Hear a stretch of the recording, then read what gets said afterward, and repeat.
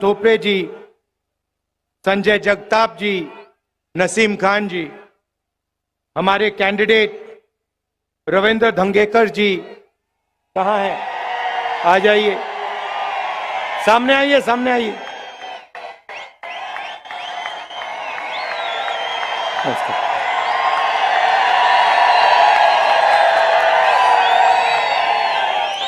Stage पे Congress party के वरिष्ठ नेता, भाई और बहनों, कांग्रेस के हमारे बब्बर शेर कार्यकर्ता, प्रेस के हमारे मित्रों, कहना पड़ता है प्रेस के मित्रों, आजकल हैं ये किसी और के मित्र, मोदी जी के मित्र। 24 घंटा नरेंद्र मोदी की का वीडियो दिखेगा और ऐसा लगता है कि आजकल के पत्रकार जो एंकर्स हैं, सवाल पूछते हैं, लगता है कि ये बीजेपी के मतलब या तो कार्यकर्ता है या इनके पेरोल पे है। देखिए, लड़ाई संविधान को बचाने की है। एक तरफ कांग्रेस पार्टी, इंडिया अलायंस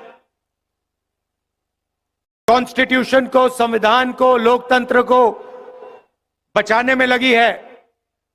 दूसरी तरफ नरेंद्र मोदी जी, आरएसएस इस किताब को खत्म करना चाहते हैं। जो ये अंबेडकर जी की देन है, जिसमें फूले जी की सोच है, महात्मा गांधी जी, जवाहरलाल नेहरू जी, जिन्होंने मिलकर हिंदुस्तान की जनता के साथ सालों लड़ाई कर कर ये इस देश को दिया, इसको नरेंद्र मोदी, बीजेपी बदलना चाहते हैं, खत्म करना चाहते हैं। इसी से हिंदुस्तान के गरीब लोगों को, किसानों को, पिछड़ों को, दलितों, आदिवासियों को, माइनॉरिटीज को, गरीब जनरल कास्ट को अधिकार मिलता है। इसके बिना आप कहीं के नहीं रहोगे। जो भी आपके पास है सारा उन्हीं 22-25 लोगों के हाथ में चला जाएगा। मनरेगा बना, भोजन का अधिकार, जमीन अधिग्रहण बिल, हरी क्रांति, सफेद क्रांति, बैंक नेशनलाइजेशन, ये सारे के सारे काम इस किताब ने आपको दिए हैं। और मैं आपको बता रहा हूं, जिस दिन ये गायब हो गई, जिस दिन बीजेपी ने सचमुच में इसको खत्म कर दिया, तो आप हिंदुस्तान को नहीं पहचान पाओगे। यह है लड़ाई। और मैं देश से कहना चाहता हूं कि जो अंबेडकर जी ने हमें दिया, महात्मा गांधी जी ने दिया, उसको हम कभी खत्म नहीं होने देंगे। सवाल नहीं उठता।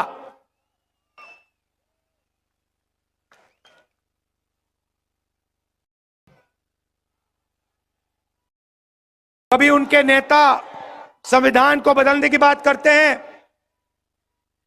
कभी कहते हैं कि आरक्षण खत्म कर देंगे। मोदी जी बस एक सवाल का जवाब दे दें। ये जो 50% का लिमिट आरक्षण पे लगा है, किसी भी भाषण पे वो कह दें कि 50% की लिमिट को वो हटा देंगे, कहीं भी जाके कह दें। हमने निर्णय लिया है, चुनाव के बाद ये जो आर्टिफिशियल लिमिट लगा रखी है, जिससे करोड़ों लोगों को नुकसान हो रहा है, 50% रिजर्वेशन की लिमिट को हम तोड़ के हटा देंगे, बाहर फेंक देंगे इसको।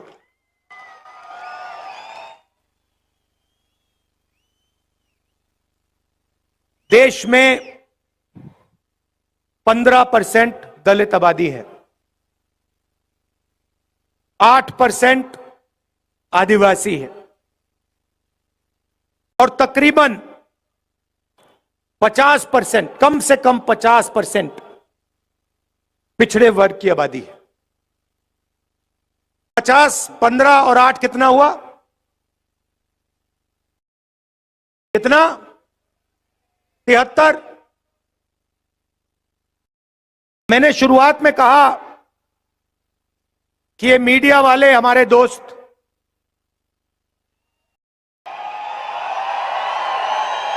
जनता सब जानती है। अब भाई इनकी गलती नहीं है, ये इन पे लगाम लगा रखी है, ऊपर से अदानी जी ने बांध रखा है, खोलते नहीं है। इनकी गलती नहीं है, इनका कुछ लेना देना नहीं है। देखो ये मुस्कुरा रहे हैं, कह रहे हैं हाँ भाई हमें तो सैलरी चाहिए, बच्चों को देखभाल करना है, बच्चों का देखभाल करना है, हमारी गलती नहीं है। मगर आपकी जिम्मेदारी बनती है, उस जिम्मेदारी को आप पूरा नहीं कर रहे हो।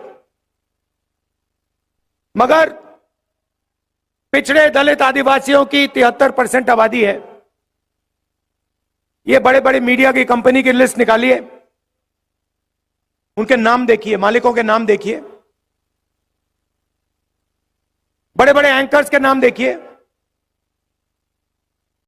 बड़े बड़े पत्रकारों के नाम देखिए, आपको एक पिछड़ा नहीं दिखाई देगा, एक दलित नहीं दिखाई देगा, एक आदिवासी नहीं दिखाई देगा, एक गरीब कास्ट का जनरल, एक जनरल कास्ट का गरीब नहीं दिखाई देगा।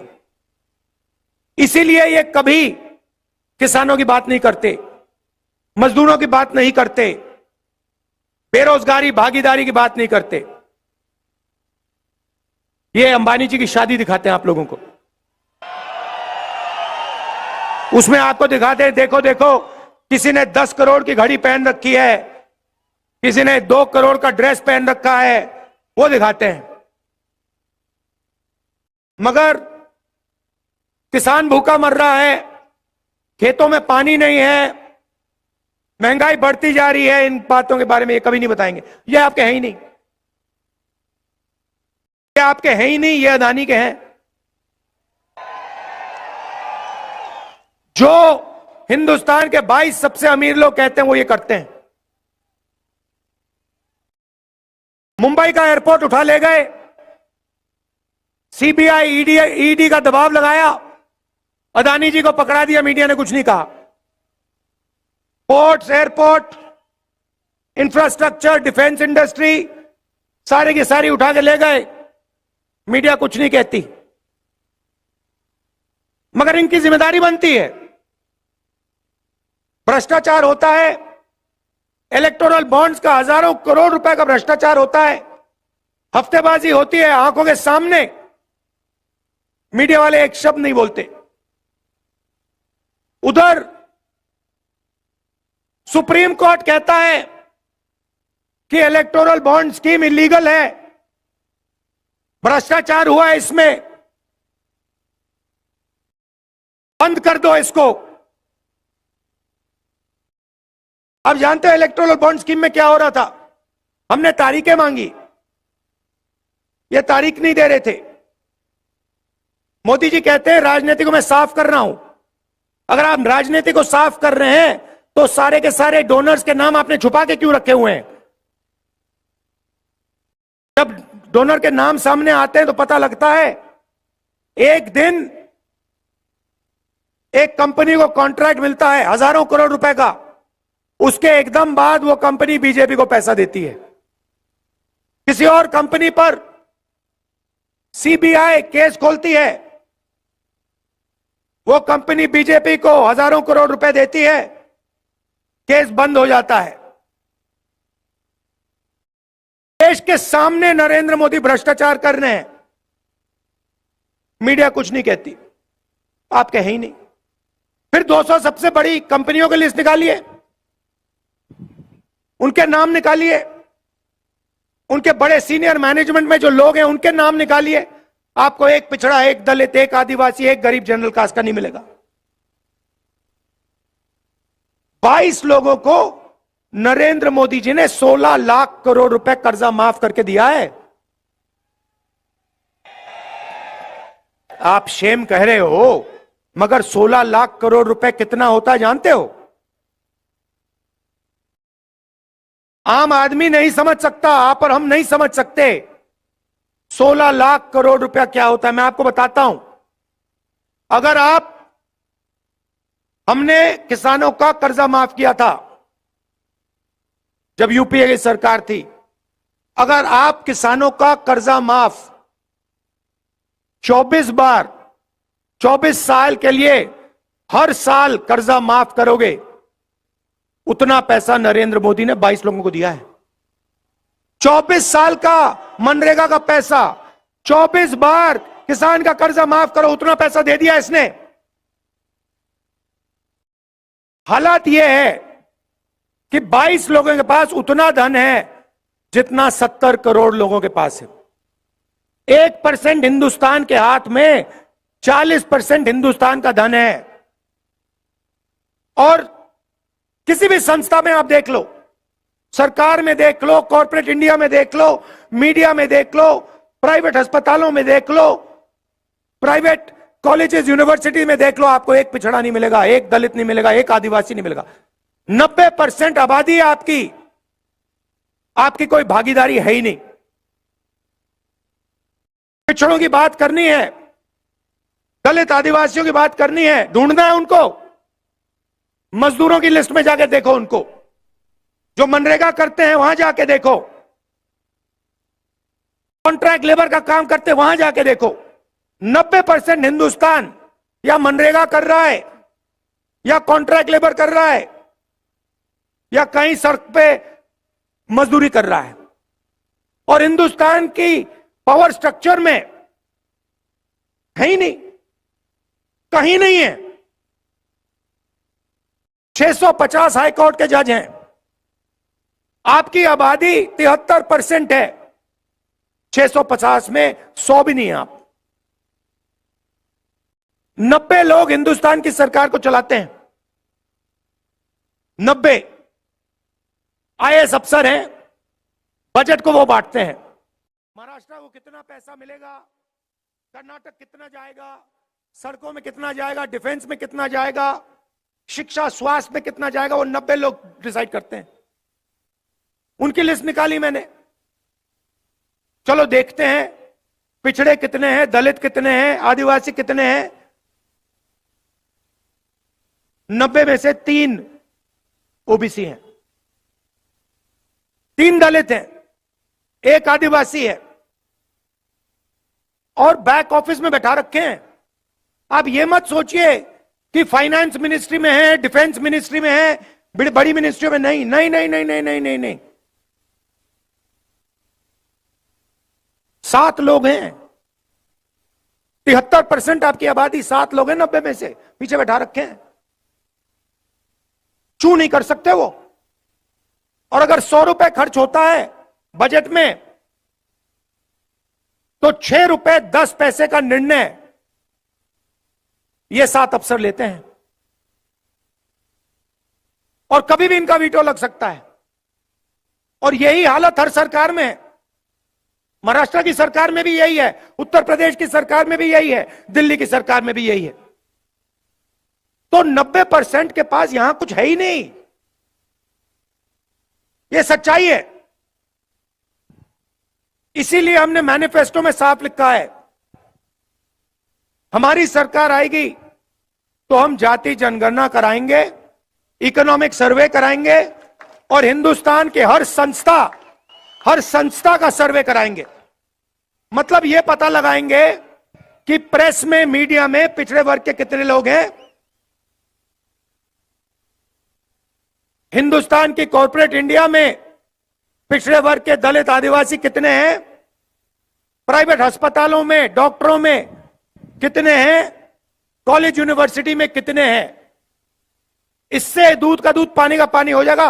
हिंदुस्तान की जनता को पता लग जाएगा हमारी कितनी भागीदारी है। यह भाइयों और बहनों क्रांतिकारी कदम है। इससे क्रांतिकारी कदम हिंदुस्तान में नहीं हो सकता। ये जिस दिन जाति जनगणना हो जाएगा, उस दिन देश की जनता को हिंदुस्तान की सच्चाई मालूम हो जाएगी। आपको पता लग जाएगा कितना बेवकूफ बनाया जा रहा है हिंदुस्तान की जनता का। और एकदम हिंदुस्तान की जनता जागरूक हो जाएगी और उसके बाद एक नई राजनीति शुरू होगी हिंदुस्तान में।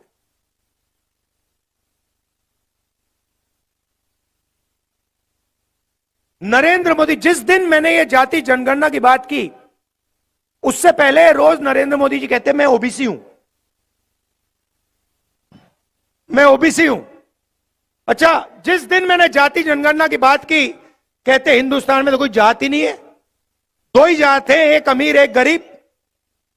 अच्छा, पहले आप ओबीसी थे, हमने जाति जनगणना की बात की, ओबीसी को सचमुच में अधिकार देने की बात की, आप कहते हो भाई ओबीसी तो है ही नहीं।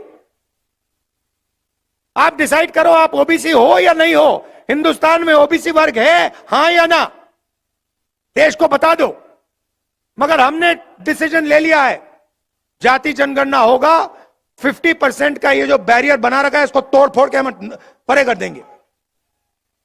और जो हमारे सेंसस से हिस्सेदारी मिलेगी, मराठास को, धनगर को, बाकी छोटी छोटी जातियों को हिस्सेदारी मिलेगी।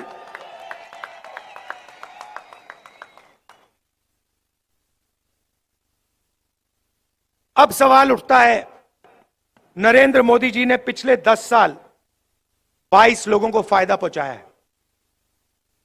जो भी था, जो भी देना था, 22 लोगों को उन्होंने दिया। अभी मैं एयरपोर्ट पे, ये लखनऊ से आया, लखनऊ एयरपोर्ट, उधर अदानी जी का बड़ा वहां पे साइन था। लखनऊ एयरपोर्ट पकड़ा दिया उनको, मुंबई एयरपोर्ट पकड़ा दिया, सारे के सारे एयरपोर्ट पकड़ा दिए।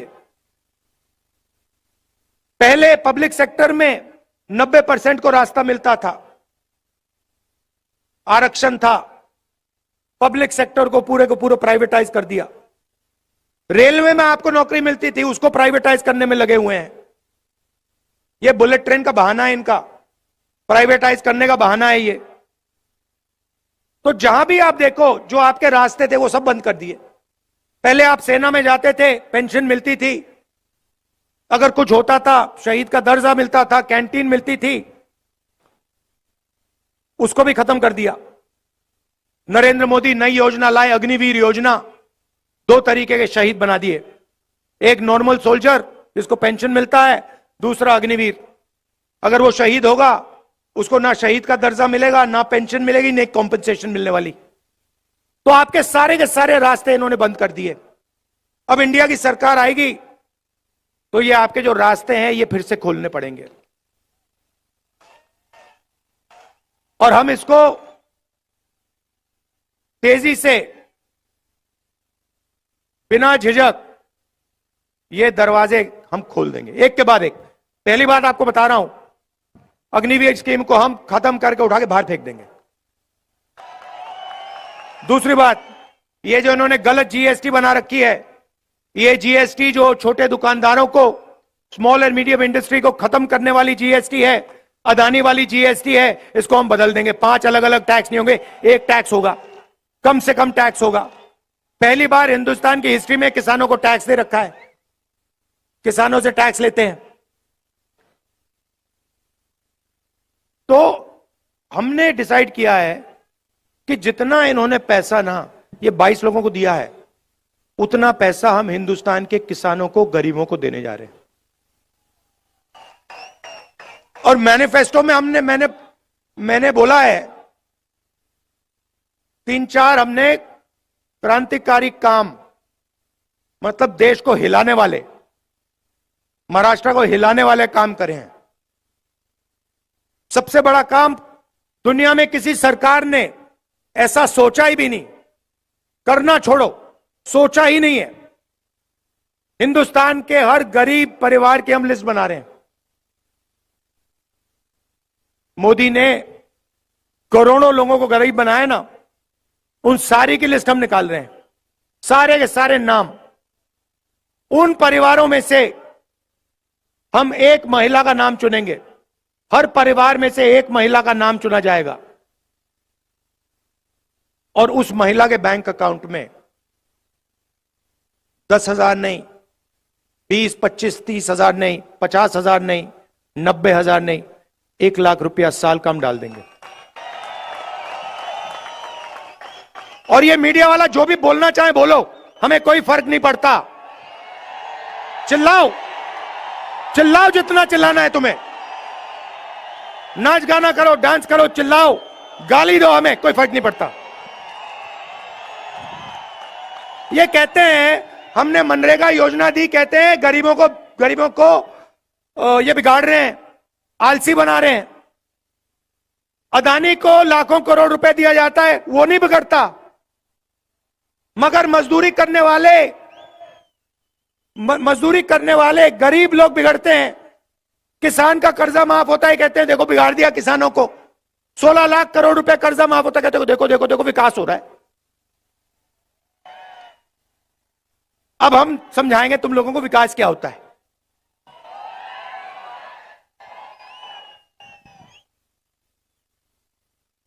करोड़ों महिलाओं के बैंक अकाउंट में 1,00,000 रुपया साल का, 8,500 रुपए महीने का, टकाटक टकाटक टकाटक टकाटक टकाटक।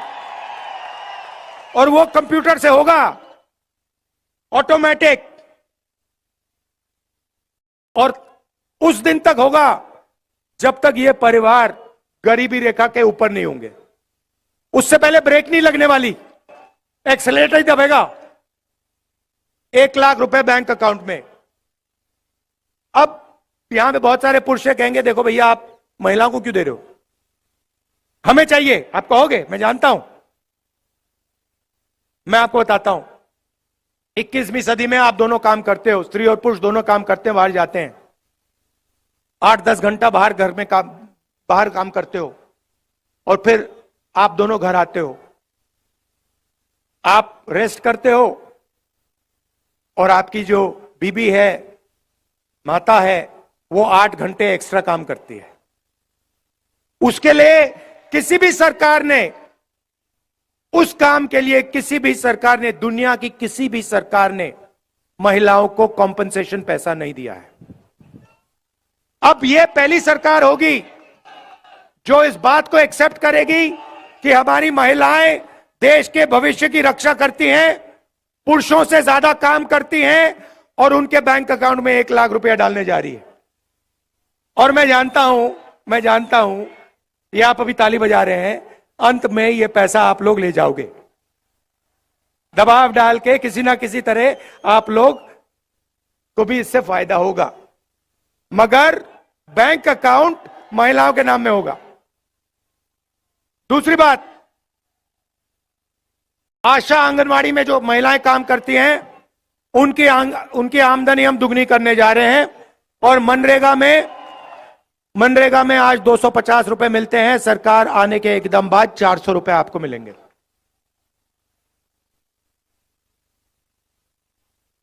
अब थोड़ी सी किसानों की बात करना चाहता हूं। नरेंद्र मोदी जी ने आप पर जीएसटी लगाई, जमीन अधिग्रहण बिल उन्होंने रद्द किया, आपके हक लिए, आपका कर्जा माफ नहीं किया, और आपको सही दाम नहीं देते हैं। जब भी आपको अपना माल खरीदना होता है, धान, शुगर केन, सोया, जो भी हो, जब भी आपको खरीदना होता है, नरेंद्र मोदी इंपोर्ट एक्सपोर्ट की पॉलिसी को घुमा देता है और आपको सही रेट नहीं मिलता। तो आपकी दो ही मांगे हैं, मैं जानता हूं, लाखों किसानों से मैंने बात की है। आपकी दो मांगे हैं, पहला है कर्जा माफी, और दूसरा हमें सही दाम चाहिए। हमें फ्री में कुछ नहीं चाहिए, हमें कोई फ्री गिफ्ट नहीं चाहिए, हमें अपने काम के लिए, खून पसीने के लिए सही रेट चाहिए। ये 2 काम हम आपके लिए करने जा रहे हैं। किसान का कर्जा माफ हम करेंगे,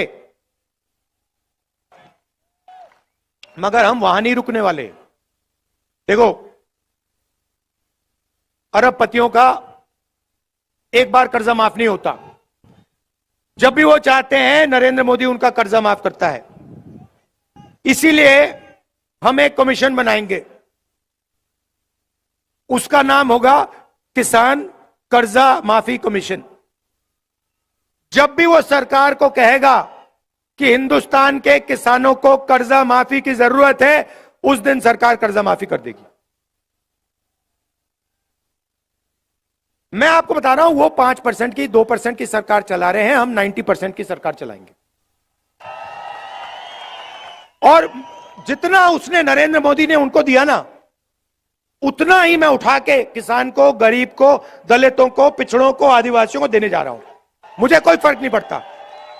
और मेरे लिए पता है क्या है, जितना ये मीडिया वाले चिल्लाएंगे ना, उतना ही मुझे लगेगा ये बिल्कुल सही काम कर रहा हूं, और करो इसको।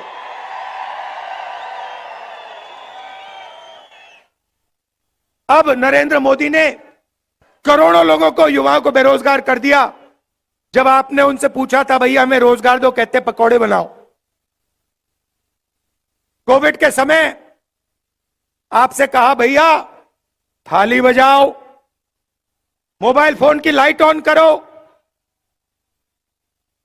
और मजे की बात बताता हूं, उसी टाइम जो कंपनी कोविड की वैक्सीन बना रही थी, जिसको हजारों करोड़ रुपए सरकार दे रही थी, वही कंपनी नरेंद्र मोदी की पार्टी को पैसा दे रही थी। इलेक्टोरल बॉन्ड्स में लिखा है। तो आप मर रहे थे, सांस नहीं ली जा रही थी, वेंटिलेटर नहीं था, ऑक्सीजन नहीं था,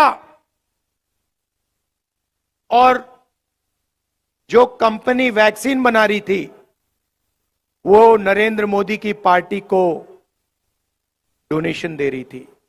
बात समझ जाओ, बात समझ जाओ। तो आपको बेरोजगार बनाया। अदानी का बेटा है, वो जॉब, परमानेंट जॉब पर करने से पहले अप्रेंटिसशिप करता है, टेम्पररी जॉब करता है 6 महीने के, 1 साल में, 1 साल की। अपने पिता के कंपनी में उसको काम दिया जाता है और उसके बाद 1 साल बाद उसको परमानेंट किया जाता है। ये हिंदुस्तान के जो करोड़ों युवा हैं, इनको ये फैसिलिटी नहीं दी जाती। तो हमारी एक स्कीम है, क्रांतिकारी स्कीम है, उसका नाम पहली नौकरी पक्की, गारंटी। गारंटी, ये नहीं कानूनी अधिकार, ऐसे नहीं, कानूनी अधिकार। जैसे मनरेगा में कानूनी अधिकार है, अगर किसी ने मनरेगा का काम मांगा तो देना ही पड़ेगा, वैसे ही अप्रेंटिसशिप का, पहली नौकरी का हमने कानूनी अधिकार दिया है। मतलब हिंदुस्तान का कोई भी बेरोजगार graduate, diploma holder, college graduate, university graduate, कोई भी सरकार से कह सकता है मुझे अपनी पहली 1 साल की नौकरी चाहिए, सरकार मना नहीं कर सकती। नौकरी कहां मिलेगी? प्राइवेट सेक्टर, पब्लिक सेक्टर, सरकारी ऑफिसेज में, सरकारी अस्पतालों में, सरकारी कॉलेज, यूनिवर्सिटीज में। करोड़ों युवाओं को 1 साल की नौकरी, पहली नौकरी पक्की। अभी तो भैया मैंने बात बोली नहीं, अभी आप ताली बजा रहे हो। पहली नौकरी पक्की, 1 लाख रुपए बैंक अकाउंट में साल के, 8,500 रुपए महीने के, 1 साल के 1 लाख रुपए हर यूनिवर्सिटी ग्रेजुएट, कॉलेज ग्रेजुएट को। और हिंदुस्तान को दुनिया की सबसे बेहतर ट्रेंड वर्कफोर्स मिलने जा रही है। मतलब ट्रेनिंग भी कर देंगे, पहली नौकरी भी दे देंगे, और जेब में 1 लाख रुपए भी दे देंगे। ये देखिए कांग्रेस का कमाल।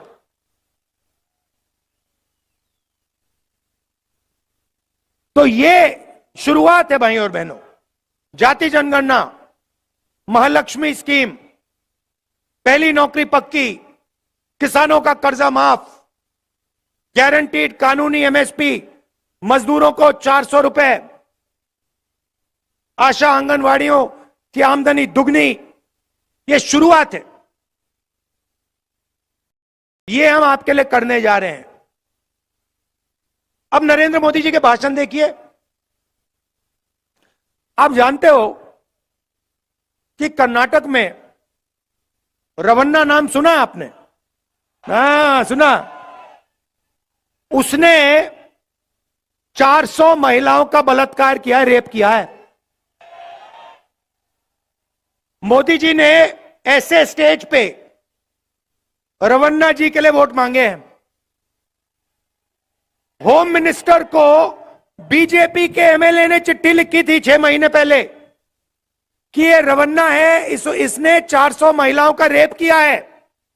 होम मिनिस्टर ने कोई कार्रवाई नहीं की। नरेंद्र मोदी जी जानते थे कि इस व्यक्ति ने 400 महिलाओं का रेप किया। क्यों? क्योंकि होम मिनिस्टर जानते थे। तब भी जाके नरेंद्र मोदी कह रहे हैं इस रवन्ना को वोट दो, इसका समर्थन करो, मुझे जिताओ। मैंने ये कर्नाटक में बोला, नेशनल मीडिया के एक अखबार ने यह बात नहीं लिखी, एक अखबार ने नहीं लिखी। वो अखबार में लिख रहे थे राहुल गांधी अमेठी और रायबरेली से चुनाव नहीं लड़ेगा। वो चल रही थी मीडिया इनकी। अब मैं रायबरेली से चुनाव लड़ रहा हूं, बिल्कुल चुप हो गए। तो वो कभी नरेंद्र मोदी कभी पाकिस्तान की बात करेगा, कभी समुद्र के नीचे जाके मतलब ड्रामा करेगा।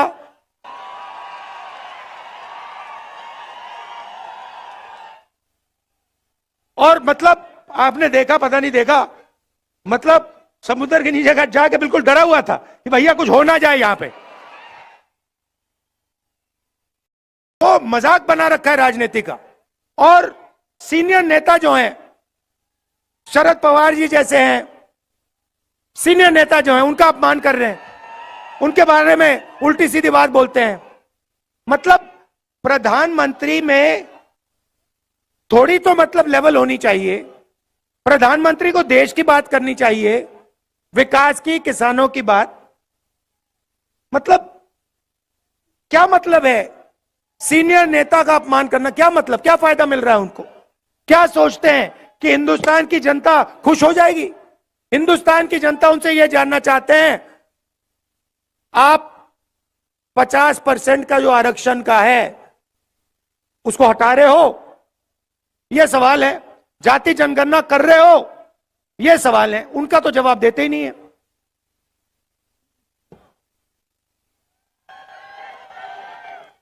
तो यह मैं आपसे कहना चाहता था। देखिए, जब मैं महाराष्ट्र में लैंड करता हूं ना, तो जैसे आज मैं लैंड किया यहां पे, मुझे लगता है कि यह कांग्रेसी स्टेट है।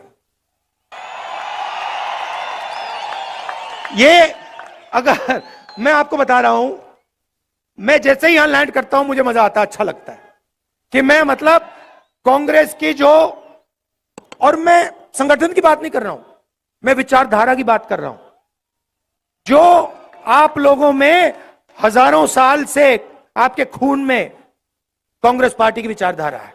आपको बताने की भी जरूरत नहीं है, आपको बताने की भी जरूरत नहीं है, आपके दिल के अंदर है।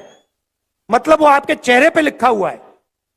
तो मैं जानता हूं यहां पर नेचुरल कांग्रेस पार्टी की विचारधारा है। मैं आपको, हमारे जो यहां बब्बर शेठ टाइगर जो बैठे हुए हैं,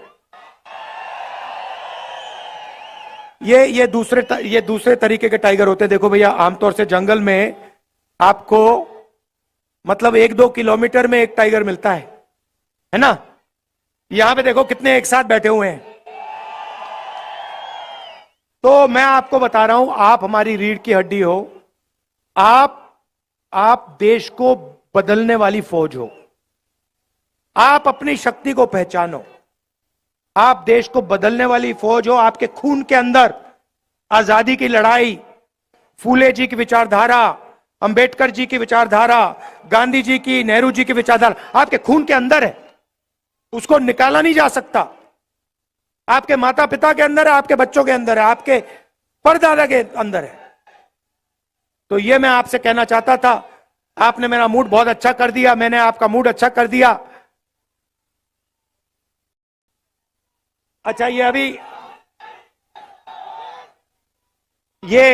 आखिरी बात जो मैं यहां जब महाराष्ट्र में यात्रा में निकला था तो बहुत सारे युवाओं ने मुझे कहा कि राहुल जी, मोदी जी ने हमें बेरोजगार कर दिया, हम पेपर लेते हैं और महीनों के लिए हम रात दिन काम करते हैं, और जिस दिन पेपर देना होता है उससे एक दिन पहले हमें किसी के मोबाइल फोन पे पेपर लीक हो जाता है, पेपर दिख जाता है। जो बेईमानी करता है वो पेपर लीक करवा देता है, बिना पढ़ाई करे वो आगे निकल जाता है, और जो ईमानदारी से पढ़ाई करता है उसका नुकसान होता है। और हजारों युवाओं ने ये मुझे बोला, तो हमने मैनिफेस्टो में लिख दिया है एक नया कानून लाएंगे जिससे कड़ी सी कड़ी सजा पेपर लीक वालों को होगी। और ये जो नया फैशन बनाया नरेंद्र मोदी जी ने कि एग्जामिनेशन प्राइवेट कंपनियां करा रही हैं, इसको हम बंद कर देंगे। सरकारी संस्थाएं ही पेपर दे पाएंगी, और अगर किसी ने पेपर लीक करवाया तो हम कड़ी सी कड़ी सजा उसको देंगे। अंत में आप जानते हो शिवाजी महाराज की कर्मभूमि है, शिवाजी महाराज की जय, जय हिंद। बिना आप कहीं के नहीं रहोगे। जो भी आपके पास है सारा उन्हीं 22-25 लोगों के हाथ में चला जाएगा।